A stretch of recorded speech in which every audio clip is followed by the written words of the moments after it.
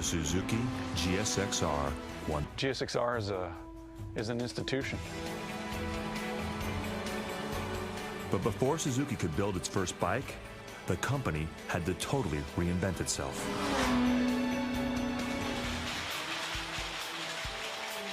A 100 years ago, Suzuki made the best weaving looms in the world.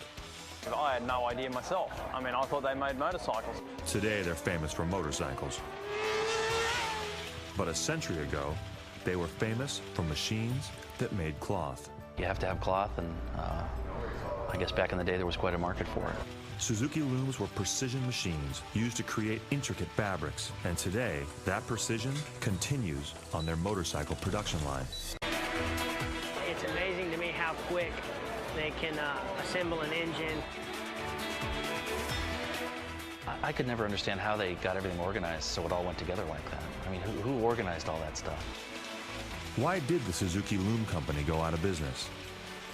And how did a loom company reinvent itself as a motorcycle manufacturer that would bring racing to the masses?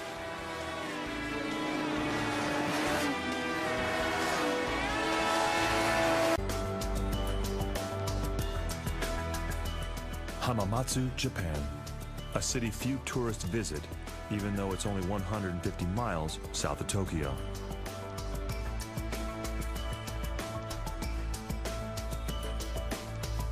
Hamamatsu is one of Japan's major industrial centers, and most Westerners arriving in Hamamatsu are here on business. For many years, it was the center of Japan's fabric industry.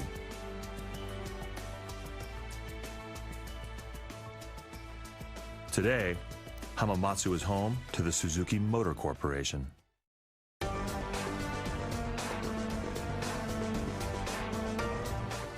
With a population of 600,000, Hamamatsu is a far cry from the small seacoast village it was back in 1909. The year Michio Suzuki founded the Suzuki Loom Company. As a child, Michio Suzuki had watched his mother and other women in his village laboriously weave fabric by hand. He grew up vowing to create a machine that could make the work easier. And he did.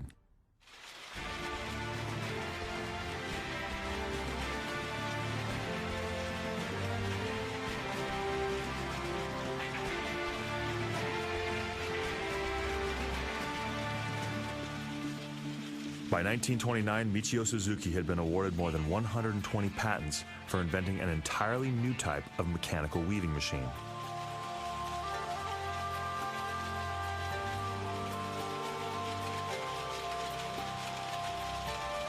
Suzuki looms were so good that the company survived the destruction of World War II and actually prospered in post-war Japan. Until I got a little bit older in life and started appreciating things from a different perspective, I had no idea myself. I mean, I thought they made motorcycles and that was it, you know.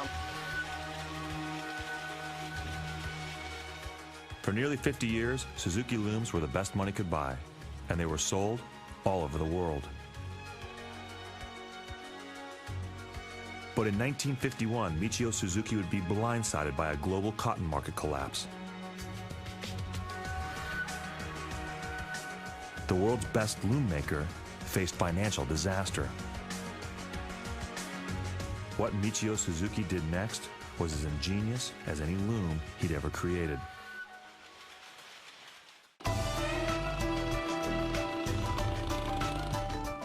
In 1952, at the age of 64, Michio Suzuki set his sights on a new mechanical device, reinventing himself and his company in the process. Industrial company with a lot of smart technology for the time, and just a lot of business sense back in the day. Interesting that they were able to morph that loom company and that technology into something that would benefit Japan's population post-war.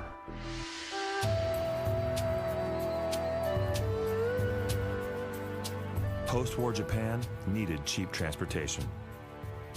Michio Suzuki, the man who had pioneered every major development in Japan's loom industry, used his technical genius to invent a motorized bicycle.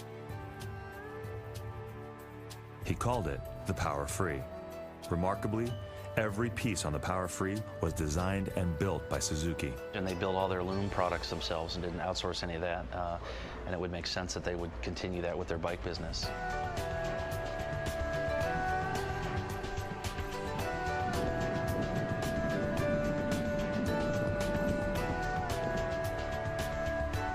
The Power Free was really the world's first true moped. It had a unique gear system that gave riders 3 choices. Pedal it as a bicycle, let the tiny engine help power you along, or stop pedaling and ride on engine power alone. The 2-stroke engine takes over when you need to go up hills or do some distance, and it's interesting to see that part of the market has really kind of stayed the same. I mean, a current Puch moped is kind of just what Suzuki was building back in the day, really, and that's 1952, so that's quite a few years ago. The Power Free was such an ingenious device, the Japanese government gave Michio Suzuki money to research motorcycle engineering.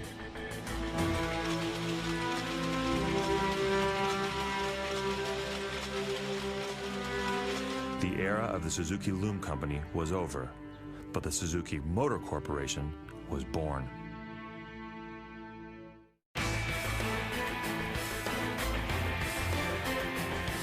Reinvention became the new mantra of the Suzuki mindset.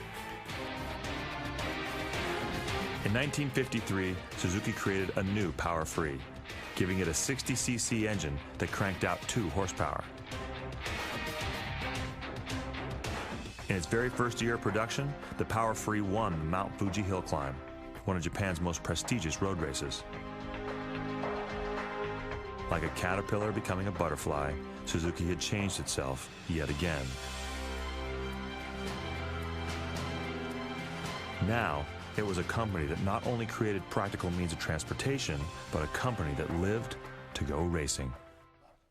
DNA of Suzuki is sportiness and the race. In 1954, Suzuki invented the Kolita, its first true motorcycle. 2 years later, in 1956, they retooled their design, giving the Kolita a larger 2-cylinder engine. By 1959, it was time for Suzuki to test themselves and their machines against the best Japan had to offer. So they took the Kolita racing.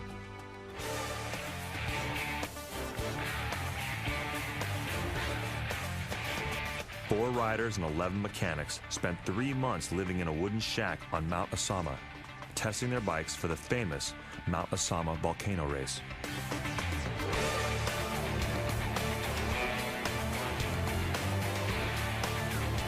In the late 50s in Japan, there were over 200 companies building motorcycles. They were responding to the growing demand in Japan for reliable 2-wheel transportation. Each company was trying to prove to the public that their machines were the best. Whoever won the 14-lap, 131-kilometer Mount Asama races would hold a sizable advantage. Our motorcycle's image is, first of all, sportiness, and also good handling. So it comes from the motorcycle race experience.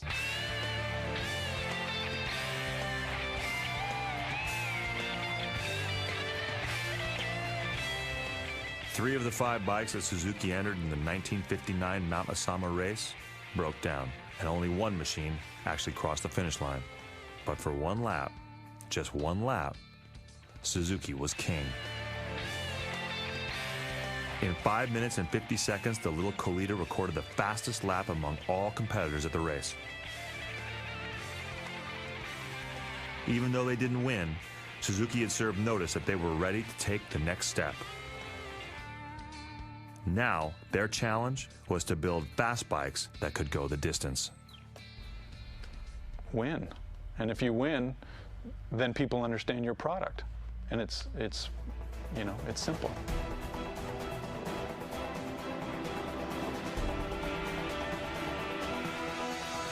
As the 60s dawned, Suzuki would reinvent its racing bikes with help from an unexpected source, a German racer and designer named Ernst Degner. In 1961, Degner and his family escaped from East Berlin hidden in the trunk of a car.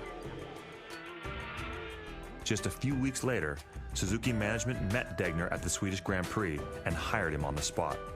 They wanted Degner's help in gaining exposure for their bikes in the West.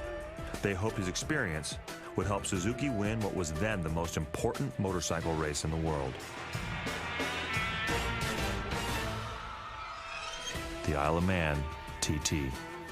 We started international business with a motorcycle from racing of Isles of Man. So for Suzuki, race is core.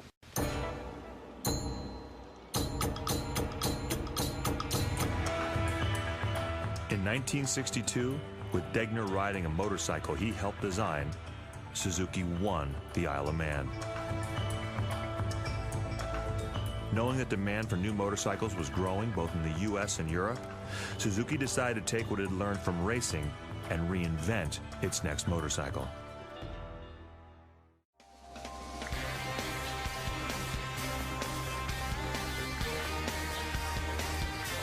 In just 13 years, Suzuki had gone from weaving to winning. From a tiny moped to the world's fastest 250cc machine.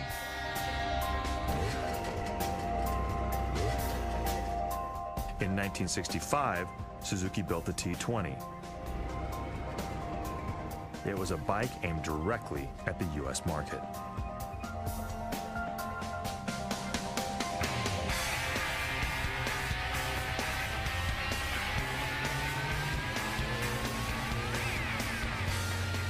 The T20 had a two-stroke engine, the same type of engine used in old lawnmowers or chainsaws. Two strokes burn a mixture of gasoline and oil. They make a lot of power, but they're loud and smoke pours from their exhaust pipes. The T20 was a big motorcycle. It was known here in the States as the X6 Hustler. It was a real jump for Suzuki. It was a 250cc two-stroke twin, fast, handled well. That bike was a good race bike. It was a good street bike. It kind of showed where Suzuki was going in terms of two-stroke stuff.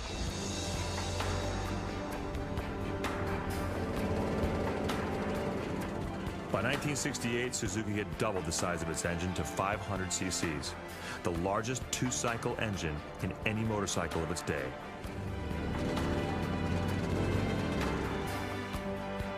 Called the T500, the new bike could top 110 miles an hour.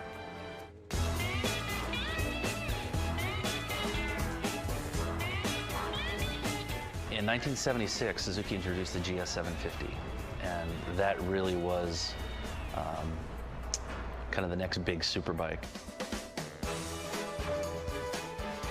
Once more, Suzuki had reinvented itself. Only this time, the company's reinvention foreshadowed the era of the modern sport bike.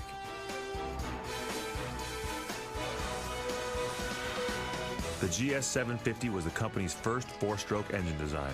Four strokes are like modern automobile engines. They only burn gasoline, and they make less noise and less pollution.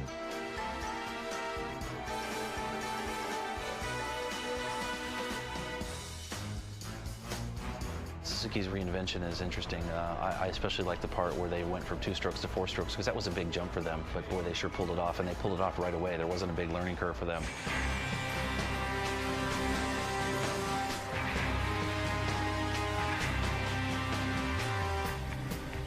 In 1982, Suzuki engineers began work on a new 750cc motorcycle that would change the motorcycle landscape forever.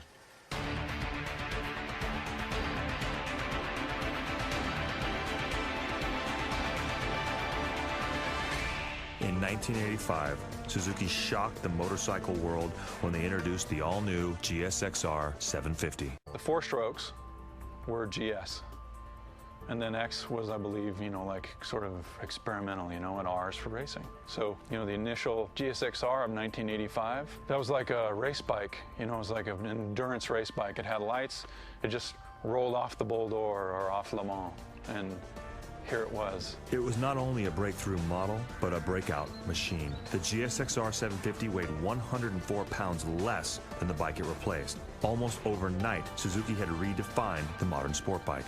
That level of performance when that bike came out instilled in the sport bike market that I think has made the entire industry elevate to the level that it's at right now.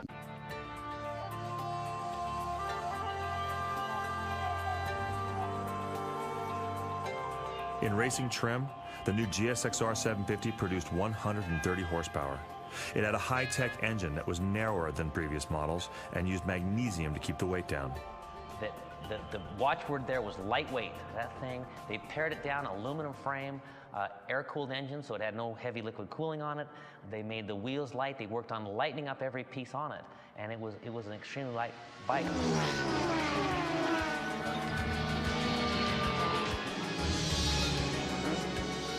The GSXR 750 was an immediate success on the racetrack, but not just any racetrack.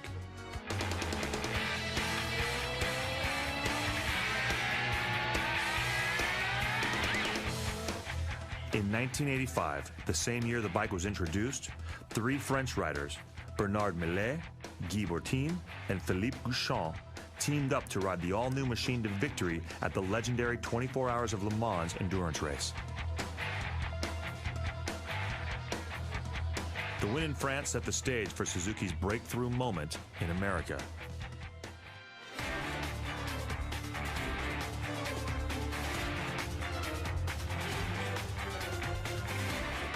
In 1988, the GSXR 750 won the Daytona 200 with a young Texan named Kevin Schwantz on board. The new GSXR 750 was the perfect bike for Schwantz. I think an aspiring 22, 23-year-old kid who's out to try and prove to the world that he can road race a motorcycle, and a great new sport bike like the Suzuki GSXR just couldn't help but be a great pairing. Kevin has always been kind of a wild and crazy guy, and I mean that in the nicest way possible. GSXRs have been kind of edgy, kind of wild bikes. I think there's definitely some commonality between Kevin and that line. I love the bike and machine, one-on-one. It's you against the other guys. A little bit of pushing, a little bit of shoving, lots of gamesmanship, seeing who can find their way to outsmart the other guy or outrace the other guy to be able to win on a given day. And then can you do it consistently enough to win championships of any kind? Suzuki hired Kevin Schwantz to race at the World Grand Prix Championship level. In his first race in Suzuka, Japan, the brash young kid from Texas won the Japanese Grand Prix.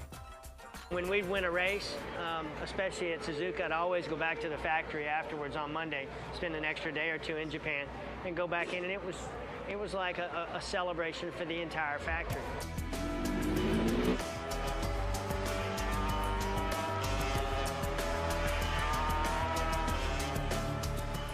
With the GSXR winning on the racetrack, Suzuki would try and do something no one else had done before: turn the race bike into a motorcycle that could be ridden on the street.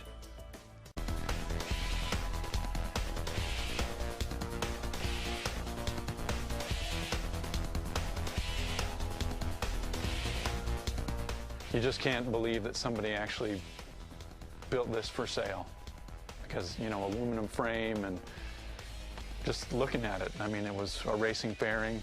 It was 60 pounds lighter than, you know, competing 750s, with basically the same horsepower, a little bit more. The tack started at 3,000, and the joke was they left those numbers off to make it a little bit lighter. I remember riding at Laguna Seca at the press intro with Kevin Schwantz, and we all rode at whatever level we rode on. He got on that thing and made it look like a Grand Prix bike. It really was aimed at the racetrack. The bike is a big part of my career, and I like to think that I'm a real big part of its success as well. In 1986, Suzuki put the GSXR 750 on steroids with the GSXR 1100. It was not a reinvention of the sport bike, more like a big brother to the 750. Some people decided to do their own inventing, adding turbochargers and fuel injection to the 1100. That bike went 234 miles an hour with me on it, and that That's a GSXR to me, something that can be built, leaned on, and deliver the goods. 234 back in those days, it was nobody could believe it. It was incredibly exciting. The GSXR 750 was still the bike to beat on both the track and the street. But moving into the 1990s, Suzuki would need a lighter, faster, and more powerful motorcycle if they wanted to continue to compete. So what did they do? They decided to reinvent the GSXR.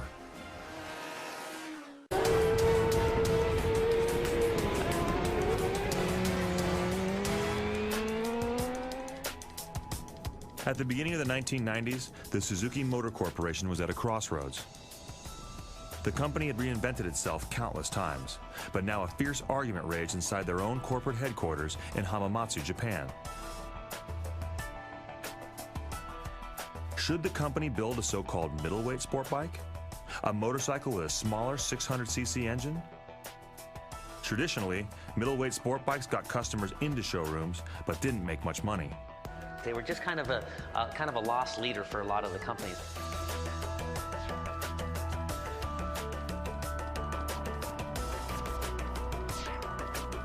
Eventually, there was a consensus. In 1992, Suzuki introduced a new model called the GSXR 600. With a 600cc engine, it had a smaller motor than the GSXR 750. But smaller didn't have to mean slower. People may not remember the GSXR 600 was the first truly trick 600 to come along. 600s were always kind of dulled down. They didn't have adjustable suspension. They might not have had this and that and the other. They didn't have the trick foot pegs. They were just kind of a lost leader for a lot of the companies. But Suzuki decided, let's put adjustable suspension on the 600, and they really led the charge with the GSXR 600.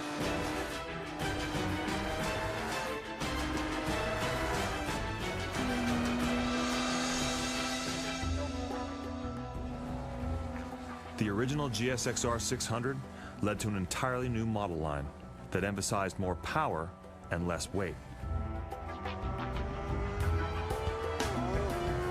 So you get on a 600 and you have this thing that's lighter, it's revvier, it feels easier to change direction on, and it just seems a little more human-sized, you know? If you've ridden one, it's like you're dancing with it. I mean, it's that kind of a partner. It's what do you want to do now? Let's do that.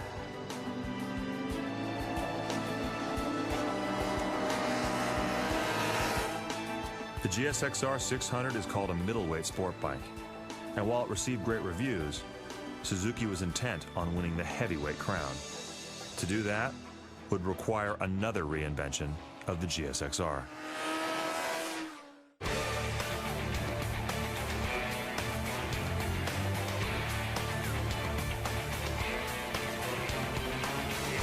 In 2001, Suzuki made the long-rumored secret public. It showed the world the GSXR 1000, a motorcycle that had been under development for 3 years. A lot of people really don't know what goes into the building a motorcycle. They think the parts just appear and they put them together, but there is just so much R&D behind each part of a motorcycle. It takes a couple years to really do a bike from scratch.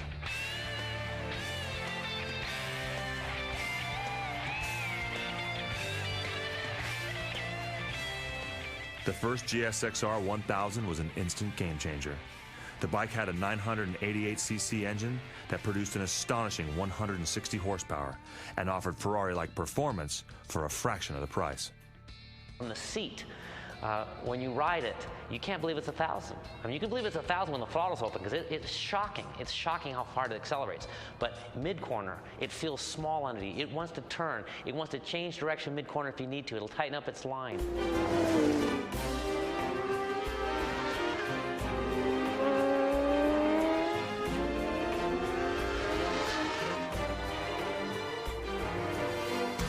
From 2000 to 2008, Suzuki's GSXR 1000 has won the American Motorcycle Association Racing Championship for an unprecedented 8 out of 9 years. We think that the AMA race is the most precious and also most important race in the United States. So we are always concentrate to the AMA race.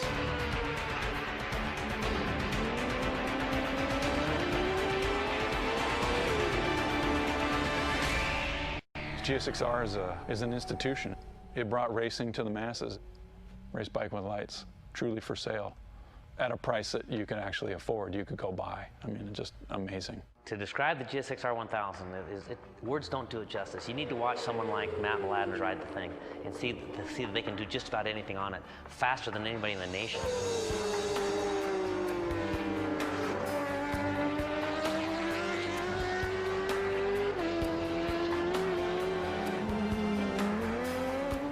Matt Mladen has been so successful in the GSXR 1000 that fans not only expect him to win, they expect him to dominate every race. Nowadays, winning's not enough, you know, because we've been doing it so much. Everyone's like, oh, if you only win by 5 seconds, it's like, okay, what's going on, you know, so.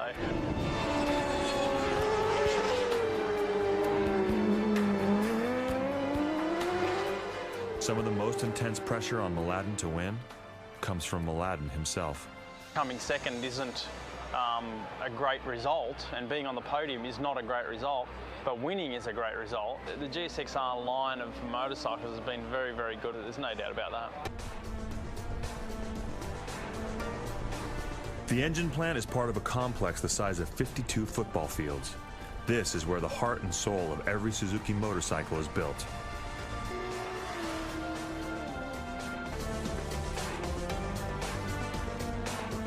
As the frame and engine move down the line, sub-assemblies are added, including forks, wheels, brakes, and clutch levers. Body panels are fitted. Another new GSXR 1000 is almost done. Standing there and watching it roll on the line, and it was nothing, and roll off the line a few minutes later, a built motorcycle, and just the guys, you know, you see them building it, next station, building it.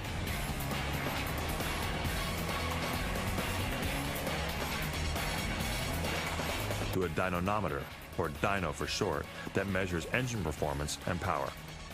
There's always a run of guys, they come on, they get on, they take it up to this like little dyno, start up, yeah, it's like off the dyno, around the corner, disappeared. The next minute the guy comes running back and he's on the next. As a real motorcycle.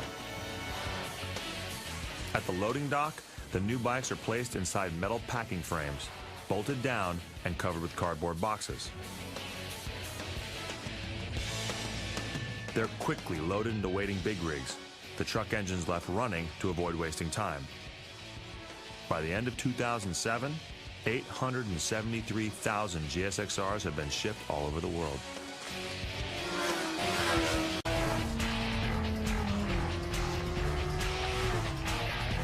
This is where every GSXR has been designed and tested. Suzuki's research and development compound in Ruyo, 30 miles outside of Hamamatsu, Japan. We are in the Suzuki Proving Ground. This is a very home of Suzuki motorcycle, and basically outside people cannot coming in.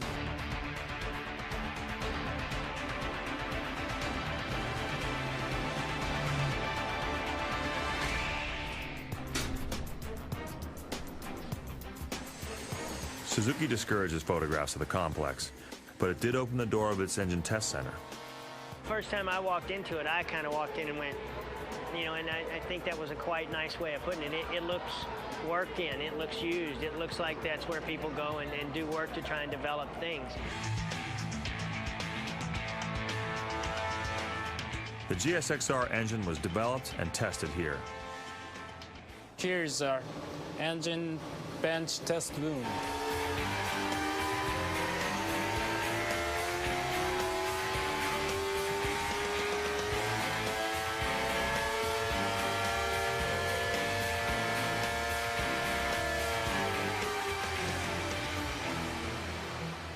With the engine bolted down to a test stand, computers measure RPM, water temperatures, and fuel and air mixtures.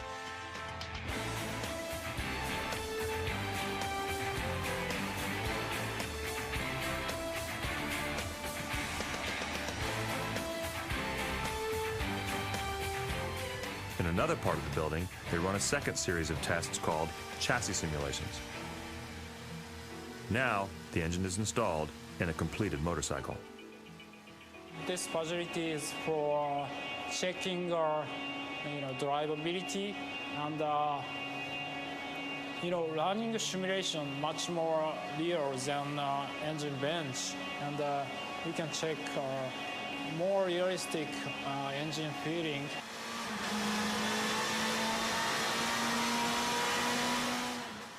I was always intrigued by how much testing and how many man hours of engineering and thought and testing go into one motorcycle.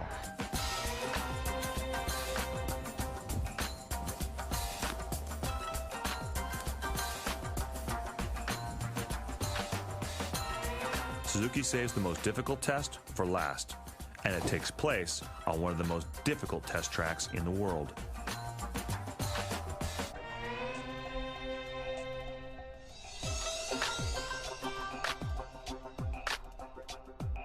The Ruyo R&D complex includes a 4-mile-long track. 2 of its 7 corners are 120-mile-an-hour sweepers. This is where the company test riders push each new model to the limit. They've got bikes on the track, they come in, they pull things apart, they put stuff in, they send the test rider back out again, lap and lap and lap, come back in, change another part, put it out. That racetrack and that part of Suzuki is where a lot of the racing stuff starts.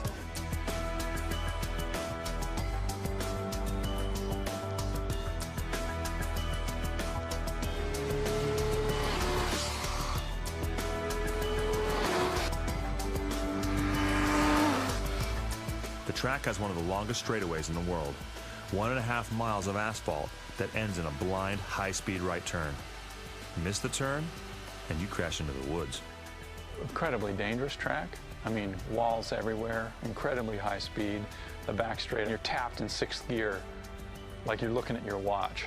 It's so far. It's so far away. You don't know where the corner is down at the end. It's pretty hard to sit there at 175 miles an hour, but anyway, that test track is just pretty much of a shocking thing.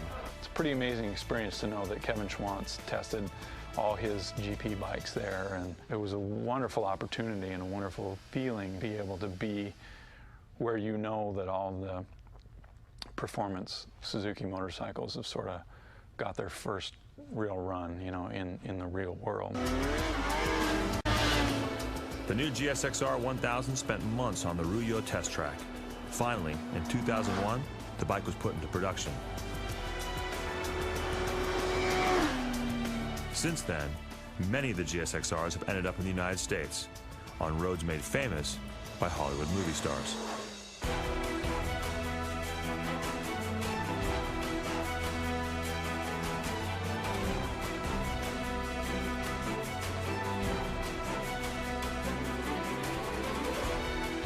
Malibu, California is 5,592 miles away from Hamamatsu, Japan. It is home to both surfers and celebrities. But what makes Malibu truly special isn't the coastline. It's the mountains that rise up from the shore and the canyon roads that carve their way through the mountains. It's the lean as I go through the corners. I'm not much interested in going in straight lines along the interstates, but I do love going leaning through the corners in the Malibu canyons.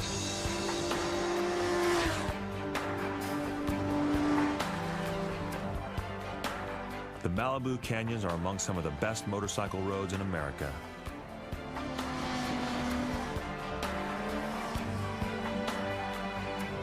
The perfect place to discover just how much fun it is to ride a Suzuki GSXR.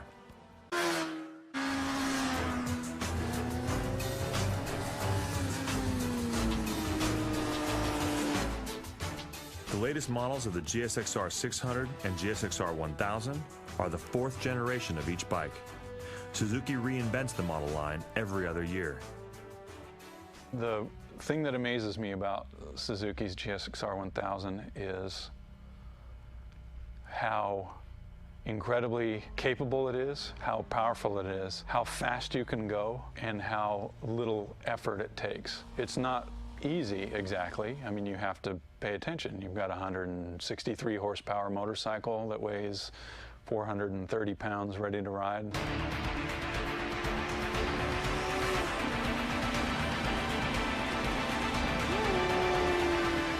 It does all the things you want of a sport bike. It allows you to make mistakes as a rider, which we all do, we're human beings, and then recover for you. It's really good looking. It's a gorgeous motorcycle. It's just very purposeful. Ergonomically, it's not a mess. I mean, you can ride the thing all day if you need to. Maybe if you're a little bit younger, but you can ride the thing all day. It works that way. And when you do show up at the racetrack, it goes well. Each new generation gets faster and lighter. The newest GSXR 600 continues the tradition started by the first one. They're built as race bikes and then modified to ride on the street. Boy, lately, last few years, last 5, 6 years, the 600 has been tuned up and it's right at the front.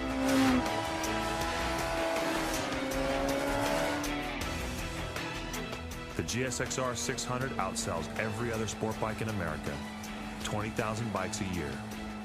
The class is a huge performance bargain.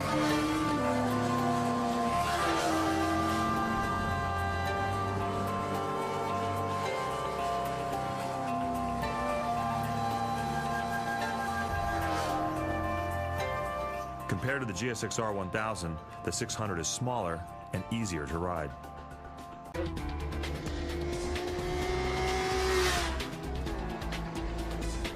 Both the GSXR 600 and the GSXR 1000 use onboard computers developed for racing to change how much power the engine makes. With a flick of a switch, riders can change throttle response, full, medium, or low power, depending on road and weather conditions. That's what modern technology should be, something that helps riders enjoy themselves. Speed and all that stuff, that's not such the issue. It's the fact that you're going to go home on the same vehicle you arrived in. In other words, you're not going home in the ambulance, is what I'm saying. And that's what those settings work out well for that. GSXRs use state-of-the-art technology, but the basic concept of the bikes is simple. It's all about having fun. Obviously on the street, I can't get the same thrill as what I get on the racetrack, okay? But the attraction for me riding on the street is just the group time, you know, hanging out with your mates, going to have a coffee or going to do whatever. I mean, I really, really enjoy doing that.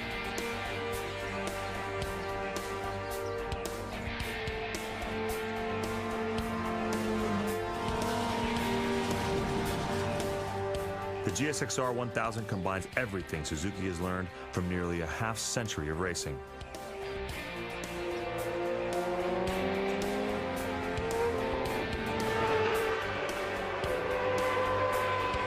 In racing, we talk tenths of a second improvements, right? A tenth here or a tenth there.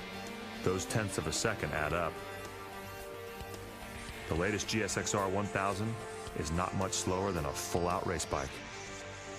Multi-millions of dollars being spent on prototype motorcycles, yet the production-based GSXR 1000, anybody can go and get that motorbike for very little amount of money, is only about 3 seconds a lap slower. I mean, it's nothing. So the GP bike goes flying across the finish line, and then 1, 2, 3. There goes the street bike.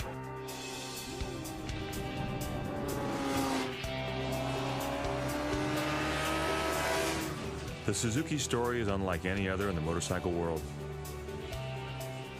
It began with a young man's simple desire to make it easier for his mother to weave cloth. That man, Michio Suzuki, would prove to be a mechanical genius who invented the world's best looms. And then, facing financial disaster, he found a way to reinvent both himself and his company. I definitely think Suzuki is a company that's reinvented itself over and over and over, and to really, really amazing success. Reinvention would become the hallmark of Suzuki motorcycles, and the reason Suzuki continues to redefine what a modern sport bike should be.